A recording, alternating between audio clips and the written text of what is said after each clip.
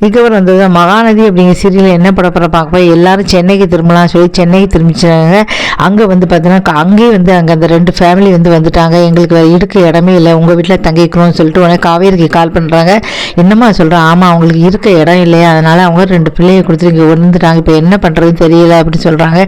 ஏன் இப்படி பண்ணுறாங்க, நீ கவலைப்படாத, எந்த பிரச்சனையும் வராது, நான் பார்த்துக்கிறேன் அப்படின்னு வந்து சொல்கிறாங்க. இதுக்கப்புறம் என்ன நடக்குதுங்கிறத பொறுத்து வந்து பார்க்கலாம். ஐயனார் துணைங்க சீரியல் என்ன பட போகிறாங்க பார்க்க போகிறோம். அதில் வந்து பார்த்தீங்கன்னா இப்போ வந்து பார்த்தீங்கன்னா சோழனை காதலிக்க பொண்ணு வந்து பிறந்த நாள்னு சொல்லி கூட்டிகிட்டு போய் அங்கே எல்லாருக்கும் அறிமுகப்படுத்தி நான் காதலிக்கிறேன்னு சொன்னேன், அந்த பையன் இவர் தான் அப்படின்னு சொல்கிறது. அது மட்டும் இல்லாமல் கேக்லாம் வெட்டி பெருசாக வந்து கொண்டாடுது. இதை பார்த்துட்டு சோழன் வந்து ஐயோ நம்ம என்னமோ நினச்சி கடைசியில் வந்து பார்த்தீங்கன்னா இது இங்கேவே முடிய போதும், நம்ம என்ன பண்ண போகிறோம் தெரியலையே, நம்ம காதலிக்கவே இல்லை, இதை விளையாட்ட ஆரம்பிச்சு இன்றைக்கி வினையாக போயிடுச்சே சொல்லி வருத்தப்படுறாரு. இதுக்கப்புறம் என்ன நடக்க போகுது பார்க்க போகிறோம்.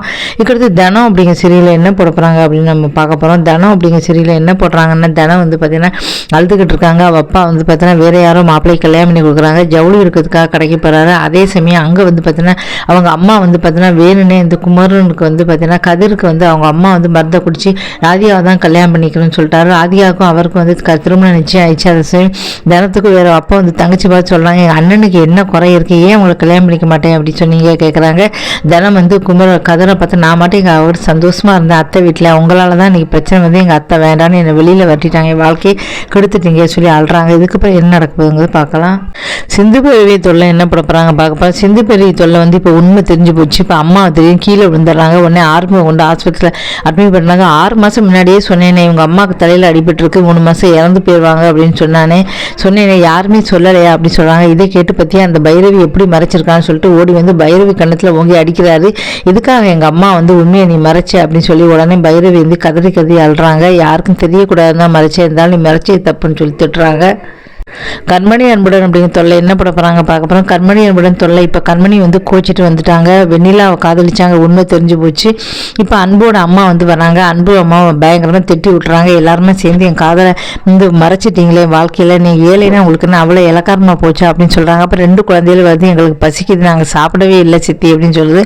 உடனே சரி சாப்பாடு ஊட்டி விட்றாங்க. இப்படி வந்து பார்த்தீங்கன்னா அன்பு அவங்க அம்மாவை அண்ணன் அண்ணி எல்லாரையும் விரட்டி விட்டுறாங்க. நான் வரமாட்டேன் அப்படின்னு சொல்லிட்டு அழுதுகிட்டு இருக்காங்க. பழையபடி முதல்ல என்ன பண்ணாங்களோ அதே மாதிரி வந்து பார்த்தீங்கன்னா இடியாப்பம் பால் திருவா நான் சைக்கிளில் போய் விற்றுக்கிறேன் அப்படின்னு சொல்லிட்டு அதே மாதிரி விற்க போகிறாங்க. அன்பு யார் சொன்னாலும் கேட்கல. அப்போ தான் வந்து பார்த்தீங்கன்னா அன்பு வந்து அங்கே தான் இருக்காரு, அழுதுகிட்டு இருக்காரு, ரூமில் வந்து இருக்காரு.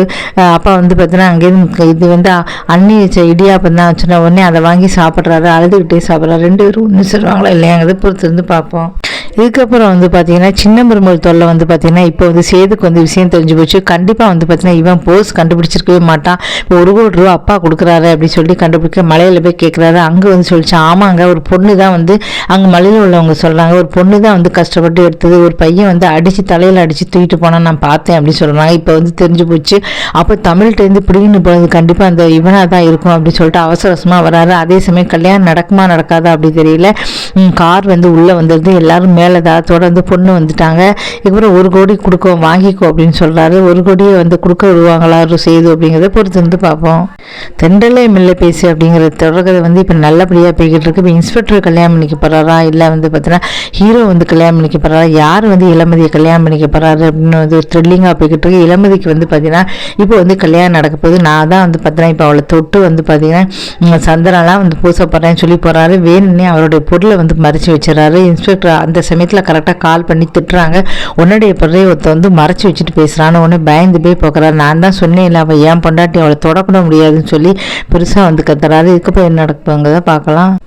சிறகடி காசு சீரியல் என்ன பண்ண போகிறாங்க பார்க்க போகிறோம். மீனா வேறுனே முத்துக்கிட்ட பயங்கரமாக சண்டை போடுறாங்க. சண்டை போட்டால் தான் இந்த வீட்டில் ரோகிணியோட முகத்தை பார்த்துட்டே வந்து பார்த்தீங்கன்னா நம்மளால் இருக்க முடியாது, வீட்டை விட்டு வெளியில் போகிறதா நல்லது அப்படின்னு சொல்லி சுருக்கையை தூக்கிட்டு போகிறாங்க. அண்ணாமலை கேட்குறாரு உனக்கும் முத்துக்கு என்னம்மா பிரச்சனை அப்படின்னு கேட்குறாரு. இல்லை ஒரு சண்டையாக தான் வீட்டை விட்டு போறியா, இல்லை மாமா என்னால் இருக்க முடியாது நான் போகிறேன் அப்படின்னு சொல்கிறாங்க. எவ்வளவோ தடுக்கிறாங்க. அதுக்கு வந்து பார்த்தீங்கன்னா அவங்க வந்து வீட்டை விட்டு வெளியில் போகிறாங்க. இதுக்கப்புறம் முத்து வந்து உண்மை கண்டுபிடிக்க போகிறாரா என்ன அப்படிங்கிறத பொறுத்து வந்து பார்ப்போம். ஹலோ ஃப்ரெண்ட்ஸ், இந்த வீடியோவில் என்ன பார்க்கலாம், பூங்காற்று திருமா அப்படிங்கிற தொடரில் என்ன போட போகிறாங்க பார்க்க போகிறோம். பூங்காற்று திருமா அப்படிங்கிற தொடரில் என்ன போட போகிறாங்கன்னா, காதலை சொல்லணும்னு சொல்லி ஒரு வழியாக வந்து பார்த்தீங்கன்னா பூங்காற்று திருமாவில் காதலை வந்து சொல்லிட்டாரு. ஜவுளிக்கல்ல யாருமே இல்லை அப்படின்னு சொல்லிட்டு நைஸாக வந்து காதலை சொல்கிறா. இதை கேட்டு போதும் அப்படின்னு பெருசாக வந்து கத்துறாங்க ஆனந்தி. ஒவ்வொருத்தராக வந்து காதலை சொல்லுவீங்க, இப்போ உங்களுக்குலாம் வேலையே இல்லையா, ஒவ்வொருத்தராக வந்து காதலை சொல்லிட்டு இருக்கீங்கன்னு கத்துறாரு. உடனே யோசிக்கிறாரு, ஒவ்வொருத்தரா காதல்னா வேறு யார் காதலை சொல்லியிருப்பா அப்படின்னு சொல்லிட்டு, உங்கள் காதல்லாம் என்னால் ஏற்றுக்க முடியாது, காதலெல்லாம் ஏற்றுக்கிற மனநிலைமை நான் இல்லை அப்படின்னு சொல்லி கத்துறாரு. இதுக்கப்புறம் ஃப்ரெண்டுகிட்ட கேட்பாரா என்ன அப்படிங்கிறத பொறுத்து வந்து பார்ப்போம்.